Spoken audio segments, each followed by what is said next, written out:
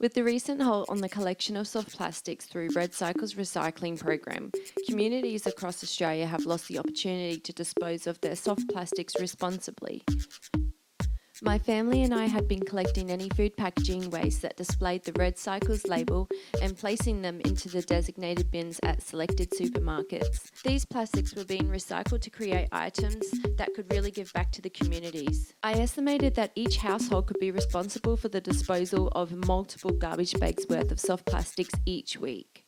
So I'm determined to reduce a small percentage of these versatile plastics from going straight to landfill and do what any tree hugging creative would do and produce something meaningful out of a bunch of waste in the name of art. So what represents an artist and what we do?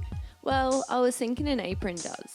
It's PPE to some degree and helps us stay clean and dry throughout our messy processes. So I'll create an apron out of these plastics, and how will I do that, you ask? Well, I call it plastic Mache. So after researching what glue to safely use on these plastics, I started to create samples of my plastic material by connecting a few cutout pieces of clean plastic together. I sketched some designs and created a mini prototype, to which I learnt quickly that the method of connecting some of the pieces together, particularly the straps, wasn't viable, which had led me to tweak my process. So now I'll use pre-made hemp rope instead, which is also from a sustainable source, and with the use of a grommet kit, I will add eyelets to accommodate the hemp rope straps and help keep these areas of the apron secure. So after having established a safe and effective method of putting together my sculpture to promote recycling by using resources sustainably, I have created a work plan with a timeline to estimate each step of my process, making sure that along the way I am referencing all of the information I have gathered throughout my research to avoid plagiarism. And with all the needed tools and materials, it's looking to cost $242.50 in total. Keep in mind I am using two different types of paints for cosmetic reasons, which is responsible for half the cost. They both provide a weatherproof seal, and I think they look great together. There are limits involved in taking a sustainable approach. Depending on the individual, time, money, and lack of resources may all contribute to achieving a fully sustainable lifestyle. Having the time to read, understand, and follow all the different label classification requirements can be daunting, but every bit does count. We can also benefit in either saving or making money from recycling. Collecting certain cans and bottles for profit, repurposing or rejuvenating goods such as household items found at waste facilities, or clothing from secondhand stores, or even composting food scraps to improve soil quality for growing our own food.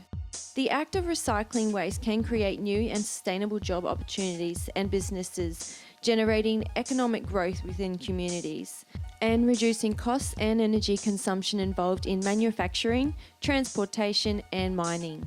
However, I did find that the poor quality environment and risks associated with this line of work can be detrimental to the health and well-being for workers involved. Recycling dump sites have the potential to produce pollutants such as methane into the environment if the materials are neglected and begin to break down. The process of collecting, transporting, sorting, cleaning, and processing each item of recycled waste is quite large in scale and will therefore continue to contribute to energy consumption and pollution, not to mention the extra costs involved in these processes, which highlights some challenges that businesses and manufacturers find when striving to be eco-friendly. They do have the responsibility to produce and provide environmentally friendly packaging with their products, with using either natural or biodegradable sources.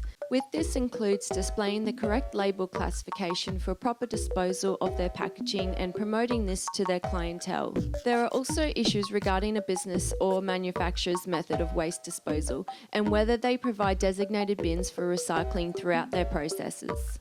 They, along with councils, schools, shopping centres, public spaces and communities as a whole, also have a responsibility to monitor litter and provide an organised waste disposal system, including the promotion and management of recycling programs. When comparing the positive and negative views for recycling waste, for an item to be repurposed, the time, effort, and resources being used to create that item then continue to contribute in a practical manner within our lives, reducing further costs involved in recreating such an item. As boring and annoying as recycling can be, by not recycling, we can really put our health and the future of our planet in jeopardy. We all have the power to make a difference in this world. So, let's get creative!